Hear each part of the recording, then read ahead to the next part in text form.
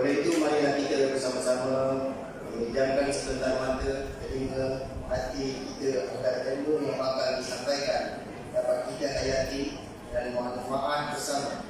Sehubungan dengan itu, majlis dengan penuh takzim persilakan yang berbahagia Ustazah Asnita Budi Asif untuk menyampaikan ceramahnya. Persilakan.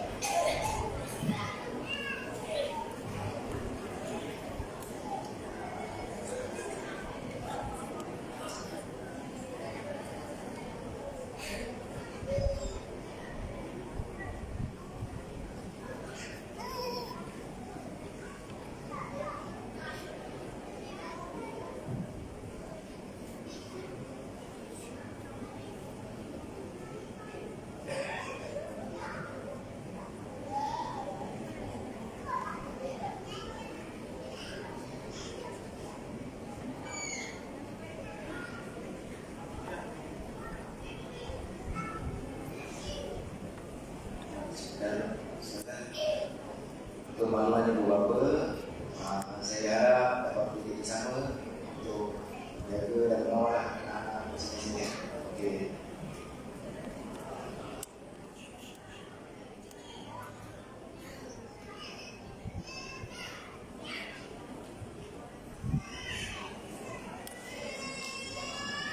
Bismillahirrahmanirrahim. Assalamualaikum warahmatullahi wabarakatuh.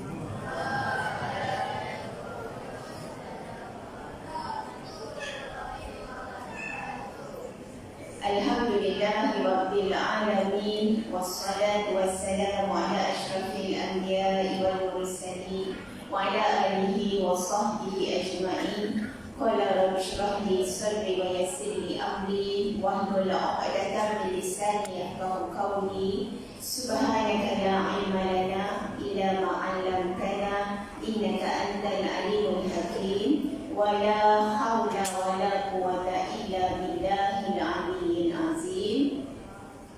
Yang berhormat Puan Rashidah Ismail Ahli Dewan Undangan Negeri Dun Pasir Raja, yang berbahagia Al-Fadhil Ustaz Fazil bin Suhad, Pengarah Bahagian Pembangunan Masjid dan Surau Jabatan Agama Islam di Johor, yang dihormati Encik Ahmad Azmira bin Azlan, Pemulu Mukim Hulu Sungai Johor, yang berusaha Encik Syawal Iman, Ketua Kampung Firdaus Bukit Besar, yang berusaha Encik Sidik bin Haji Mahdi Pengurusi Badan Agama Masjid Firdaus Bukit Besar merangkap pengurusi sambutan Maulid Rasul Kampung Firdaus Bukit Besar dan ahli jawatan kuasanya, yang berbahagia Imam Aminuddin Sanusi, Imam Satu Majlis Masjid Ar-Rahman Kampung Firdaus Bukit Besar, yang dihormati Puan Budiah bin Ibrahim selaku pengerusi GPW Firdaus Bukit Besar, tuan-tuan haji, puan-puan hajah, tuan-tuan puan-puan muslimin muslimat yang dirahmati Allah sekalian. Alhamdulillah, pertama-tamanya bersyukur kita terhadap Allah Subhanahu wa taala kerana limpah dan izinnya kita sama-sama dapat berkumpul di dalam masjid Firdaus Bukit Besar ini, dalam satu majlis yang sangat bermakna kepada kita, iaitu majlis sambutan Maulidul Rasul sallallahu alaihi wasallam. Tanda kita mencintai baginda Rasulullah sallallahu alaihi wasallam. Kita sekarang berada di dalam majlis ilmu Raudhatul Jannah. Mudah-mudahan kalau kata datang majlis ilmu ni bukan saja-saja, bukan sia-sia. Walaupun kita datang ni tadi mungkin lepas ni kita terlelap tertidur, di situ masih ada rahmat Allah Subhanahu wa taala. Kalau datang majlis ilmu ni antara apa yang kita dapat, pertama pengampunan daripada Allah Subhanahu wa taala selagi kita berada dalam majlis ilmu. Kita sentiasa mendapat rahmat dan kasih sayang Allah selagi kita berada dalam majlis ilmu. Doa-doa kita makbul ni. Jadi dalam majlis ilmu ni banyakkan berdoa dengan doa-doa yang baik. Tuan-tuan, puan-puan, muslimin, muslimat yang dirahmati Allah sekalian, bersyukur kita dapat bersama-sama dalam satu majlis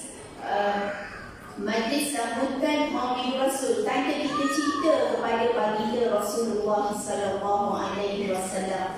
Kalau kata cinta pada Nabi, bukan cinta biasa, bukan pilihan. Maknanya cinta pada Nabi ni merupakan satu perkara yang menjadi kewajipan, yang boleh merosakkan akidah kalau kata kita tak cinta pada Nabi sallallahu alaihi wasallam.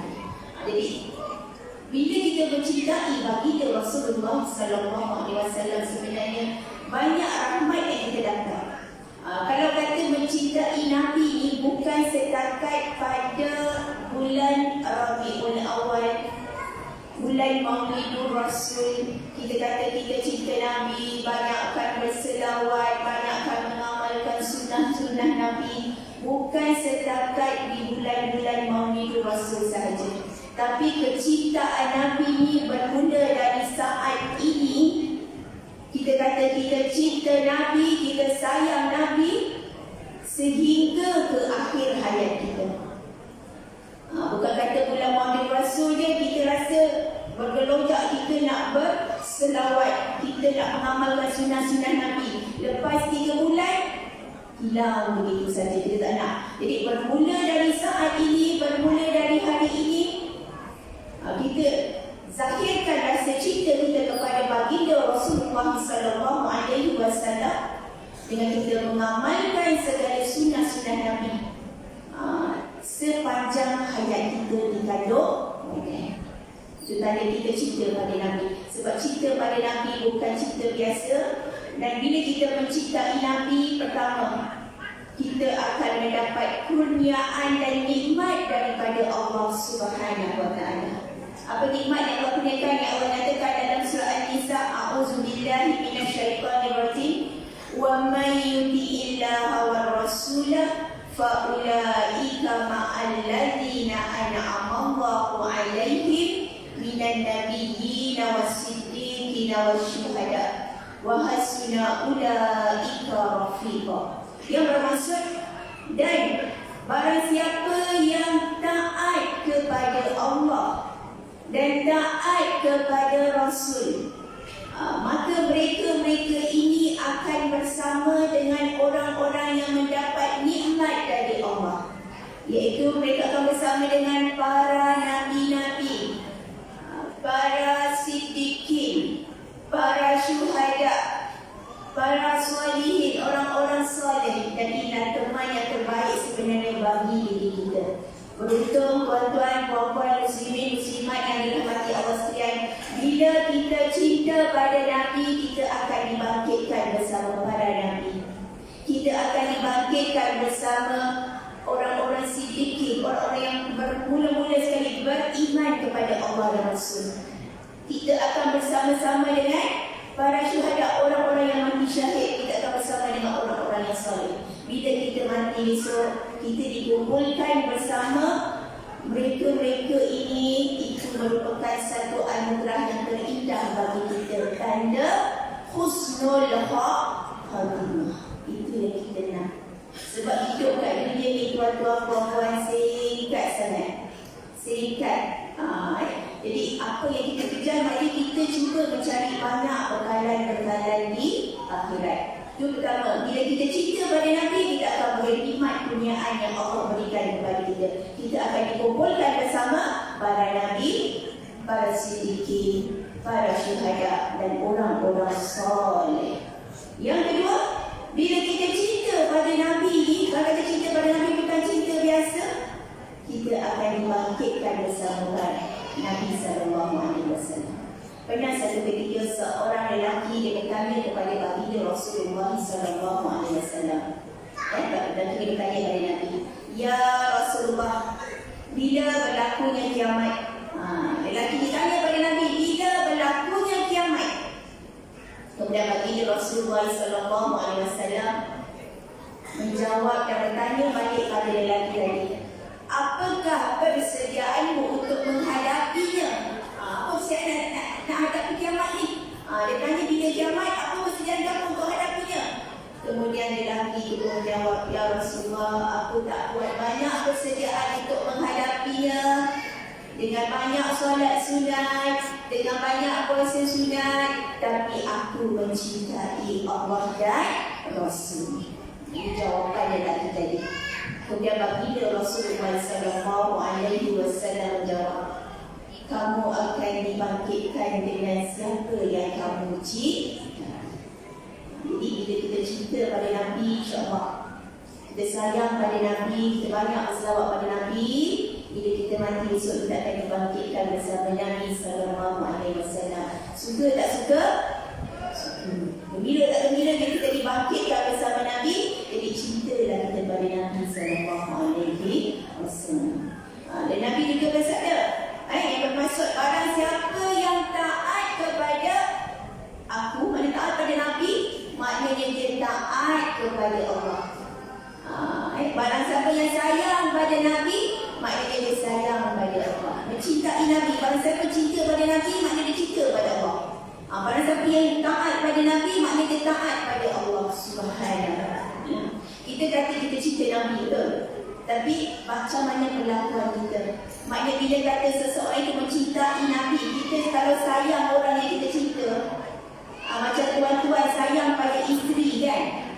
Agak-agak kalau isteri kata, bang saya nak makan tom yum hari ni, rasa kita cinta pada isteri kita ni, kita nak penuhi tak permintaan dia? Dan tentu kita akan penuhi, betul? Maknanya kita akan melakukan apa yang orang kita sayang tu buat. Kita akan ikut apa yang orang kita sayang tu lakukan. Jadi bila kata kita cinta pada Allah, kita cinta pada Nabi, maknanya perlakuan kita berselari dengan kecintaan kita pada Allah dan Nabi. Maknanya kita akan istiqamah untuk melakukan segala suruhan Allah, dan kita akan istiqamah untuk meninggalkan segala larangan-larangan Allah. Agak pedih lah kalau kita kata kita cinta Nabi, tapi dalam masa yang sama kita buat maksiat kepada Allah. Kita banyak mengumpat, kita tak mencintai sesama saudara kita, kita saling dengki-mendengki, kan? Mungkin kita saling mengadu domba antara satu sama lain. Jadi macam mana kita kata kita cinta Nabi sedangkan kita melakukan perbuatan-perbuatan larangan Allah Subhanahu wa ta'ala. Kedua, bila kita cinta Nabi, Nabi kata dalam hadis kita akan dibangkitkan bersama para Nabi. Kita akan dibangkitkan bersama Nabi di akhirat nanti. Yang ketiga, apa dia kelebihan mencintai Nabi? Kelebihan mencintai Nabi, bila kata kita tak cinta pada Nabi, kita tak sayang pada Nabi, Nabi kata tak sempurna iman seseorang. Sebab itu saya kata tadi, cinta Nabi bukan cinta biasa. Bila kita tak cinta pada Nabi, iman kita tidak sempurna. Sebagaimana dikatakan dalam hadis baginda Rasulullah SAW, Nabi bersabda yang bermaksud, demi jiwaku yang berada di dalam kekuasaannya, kekuasaan Allah, tidak beriman seseorang daripada kamu sehingga aku lebih dicintai. Maksudnya sehingga Nabi itu lebih dicintai berbanding anak-anak, ibu bapa dan seluruh umat manusia. Jadi kita kena tengok sayang kita, cinta kita. Tak salah nak cinta suami, tak salah nak cinta isteri, tak salah nak cinta anak-anak kita, tak salah nak cinta sesama manusia. Tapi kita kena ingat, cinta kita tidak boleh melebihi cinta terhadap Allah dan Rasul. Maka kita cinta pada suami, cinta dia kerana Allah dan Rasul. Cinta kita pada isteri, cinta kita kerana Allah dan Rasul. Cinta kita pada anak-anak kita, cinta kita kerana Allah dan Rasul. Maknanya kita nak tarik mereka sama-sama masuk syurga Allah. Itu kalau cinta tu. Maknanya kalau kata cinta pada suami, mungkin bila suami tu mungkin tak solat, isteri tu kan? Isteri tak solat, suami tu. Anak-anak tak bangun solat subuh, jangan kata kesian dia ada tidur mengatur anak aku, kan? Itu maknanya bukan cinta kita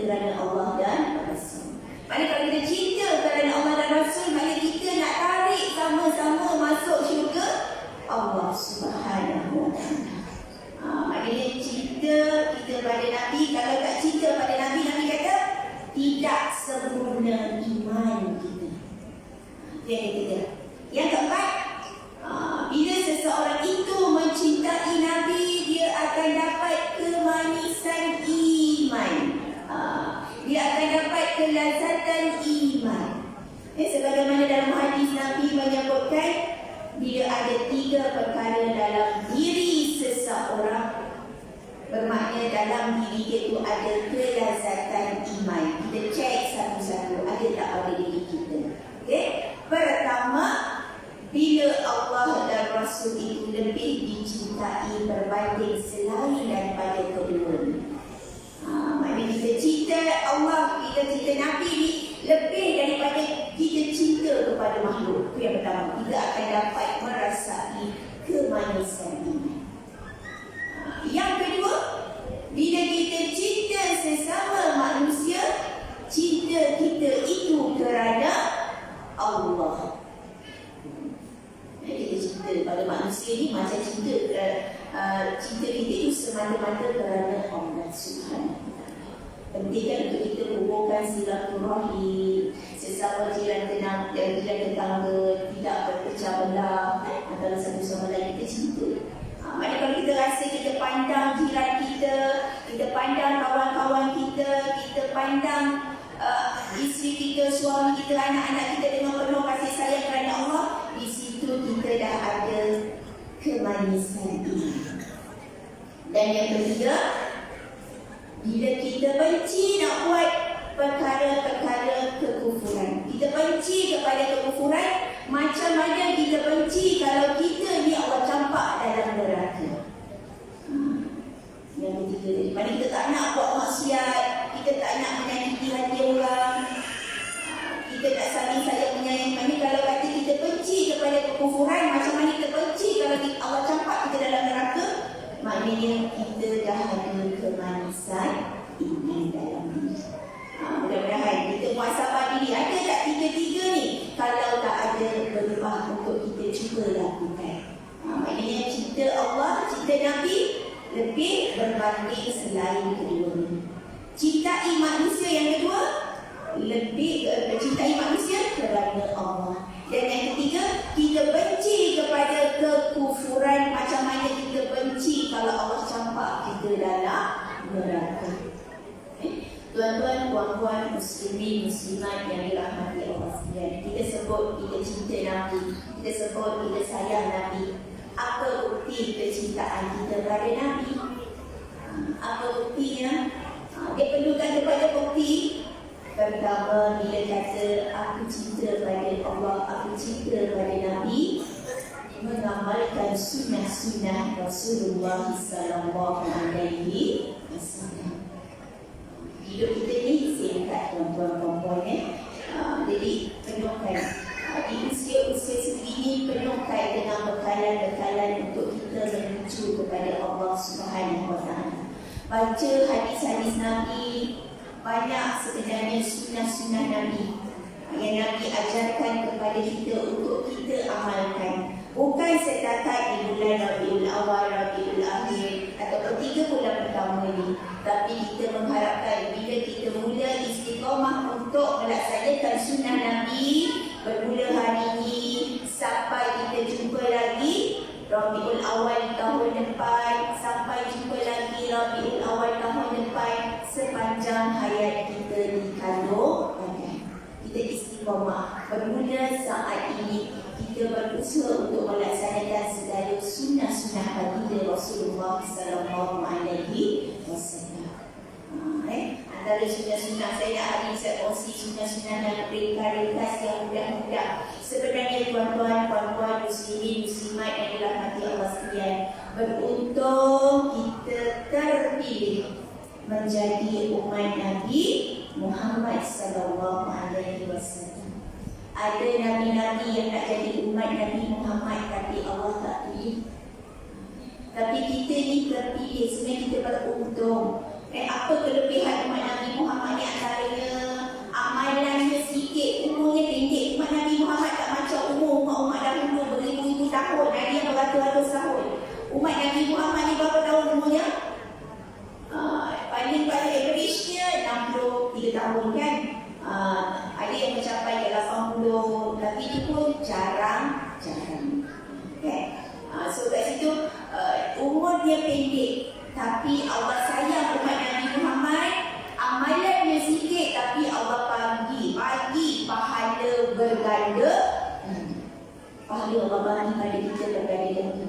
Cuma kita nak rebut atau kita tengok saja. Jadi mulai hari ini rebut. Walaupun itu hanyalah amalan sunat. Biasa kalau kita sebut amalan sunat ni, kan? Alah sunat je buat dapat pahala, tinggal tak dapat apa-apa. Betul? Tapi kita ubah mulai hari ini. Bila kata sebut amalan sunat, buat dapat pahala, tinggal aku rugi. Tinggal aku rugi. So kita boleh istiqamah untuk melaksanakan. Kalau kata perkara-perkara yang sangat dituntut untuk kita laksanakan, amalan yang paling baik untuk kita lakukan, sebenarnya bahagia, kebahagiaan itu letak dekat mana? Letak dekat mana? Suami kita kaya ke, isteri kita hebat ke, anak-anak kita berjaya ke? Kebahagiaan itu tidak terletak pada kedudukan pangkat RM1 ke sana. Tetapi kekayaan itu terletak, kebahagiaan itu terletak bila kita punya hati yang selamat. Ada kita sebut qalbun salim. Hati itulah yang akan bertemu dengan Allah Subhanahu wa ta'ala. Penting jaga hati. Hati kita. Sebab Nabi nyatakan dalam hadis kan, dalam diri manusia ada seketul daging. Bila baik daging tersebut, maka baiklah seluruh jasad manusia itu. Bila rosak daging tersebut, maka rosaklah keseluruhan jasad manusia itu. Daging itu adalah hati, atau tersebut qalb. Jadi penting untuk kita urus hati kita supaya jadi baik. Sebab kebahagiaan itu akan letak di hati. Orang yang hatinya bersih, apapun ujian yang Allah bagi pada dia, hidup kita ni sentiasa akan Allah uji, betul? Kita kecil ujian lain, kita dewasa sikit ujian lain, bila dah berkahwin ujian lain, ada anak ujian lain, ada menantu ujian lain, kita dah berusia dah tua ujiannya lain. Sentiasa Allah uji. Ingat ya, setiap kesakitan yang Allah bagi pada seorang hamba itu, tak kira sakit itu sama dari segi fizikal. Contohnya sakit sekarang ni lah, yang dah makan mula-mula tu kan hari-hari, dah ada makan kek manis ke, darah tinggi ke, itu kesakitan yang dihadapi tak boleh fizikal. Ataupun dia merasa sakit disebabkan perbuatan orang lain. Contoh, kalau saya duduk, tugas saya di pejabat, sebab saya duduk di Kota Tinggi sebagai pegawai khidmat nasihat. Hari-hari kendalikan sesi khidmat nasihat ajuan rumah tangga. Dan saya akan menghadapi manusia-manusia yang diuji oleh Allah. Dan saya sangat sayang pada mereka yang datang pada saya. Sebab apa? Saya kata, mereka ada doa saja. Orang lain tak ada mungkin. Mereka ada doa saja. Kerana datang pada saya, kebanyakannya orang-orang yang teraniaya. Sama ada dianiaya oleh suami atau kadang-kadang dianiaya oleh isteri. Datang pada saya mengadu. Itulah pentingnya kekuatan hati. Bila Allah bagi kita kesakitan, sama ada sakit fizikal, sakit dari segi hati, benda itu bukan saja-saja ya. Sebenarnya Allah sedang mengampunkan dosa kita. Pertama, Allah sedang ampunkan dosa kita. Sebenarnya dosa kita diampunkan di dunia dengan ujian yang Allah bagi jauh lebih ringan berbanding kita terima azab atas dosa-dosa kita nanti di akhirat. Jadi bila kita diuji, tanda Allah sayang. Sebab tu sahabat Nabi, bila mereka tidak diuji, mereka risau. Mereka rasa takut bila tak diuji. Sebab apa? Mereka rasa Allah tak pedulikan aku. Tapi kita ni manusia akhir zaman, kalau kita cakap orang lain, kadang-kadang cakap diri saya sendiri, seandainya diuji, kita selalu apa? mengeluh. Kenapa aku je Allah uji? Kenapa orang lain hidupnya senang? Kenapa orang lain tu anaknya baik-baik? Kenapa orang lain tu suaminya baik? Kenapa orang lain tu isteri dia dengan harta? Sebab apa Allah uji kita? Sebab Allah sayang pada kita. Allah nak ampunkan dosa kita. Allah nak tinggikan darjat kita di sisi Allah. Yang kedua dan yang ketiga, Allah sedang memberi kita pahala atas ujian kita. Redhalah kita bila kita diuji oleh Allah Subhanahu Wa Taala. Sehingga kan kalau Allah sayang seorang hamba tadi dan dia tak nak hamba tu diseksa nanti, Allah nak dia terus masuk syurga, Allah akan bagi kesakitan yang terakhir, iaitu namanya sakaratul maut. Kerana Allah kasih, Allah sayang pada seorang hamba, Allah nak ampunkan dosa. Tuan-tuan, perempuan, muslimin, muslimat yang dirahmati Allah sekalian, macam mana nak jaga hati? Dan tentu kena ingat selalu pada Allah dan Rasul. Amalan yang paling baik untuk pembersihan hati pertama adalah zikrullah. Sebab kalau kata hati nak tenang ni dengan apa? Pernah kadang-kadang klien saya datang, Ustazah, saya ni kadang tiap malam pergi kat Pak. Sebab apa begini? Hati saya tak tenang lah Ustazah. Saya kata saya tak tenang, saya pergi kat sana. Tenang tak hati kita? Tak juga Ustazah. Hati itu rasa macam segaruk. Betul. Sebab apa? Bila kita diuji, kita tak cari jalan yang betul untuk kita riliskan ujian tadi. Untuk kita cari kebaikan daripada ujian tadi. Kan Allah nyatakan dalam Al-Quran, ala bizikrillah kita tatma'innul qulub. Ingat, dengan mengingati Allah itu hati kamu akan rasa tenang. Jadi tak ada cara lain kita nak tenang. Ingat Allah saja hati kita boleh tenang. Zikrullah saja hati kita boleh tenang.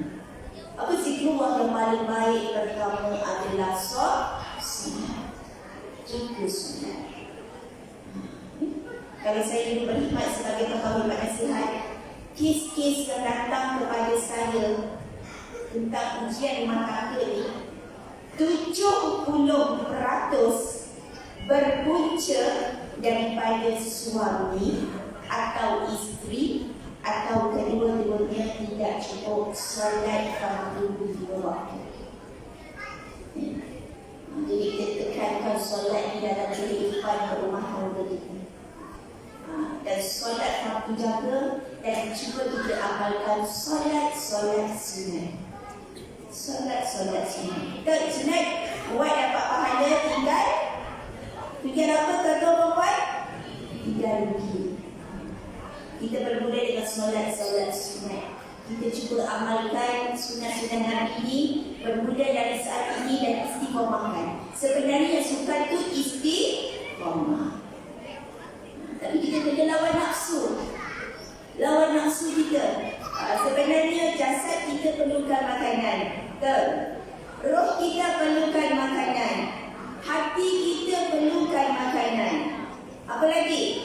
Nafsu kita pun perlukan makanan. Apakah makanan jasad kita? Makanan jasad kita itulah. Nanti tidak lagi kita makan. Mungkin nasi biryani ke, nasi minyak ke kan? Itulah makanan jasad kita. Itu yang kadang-kadang bila kita terover, betul? Sekarang ni makan. Banyak makan menyebabkan sakit. Betul? Banyak makan. Kalau kita kat Malaysia ni banyak makan. Sebab tu dalam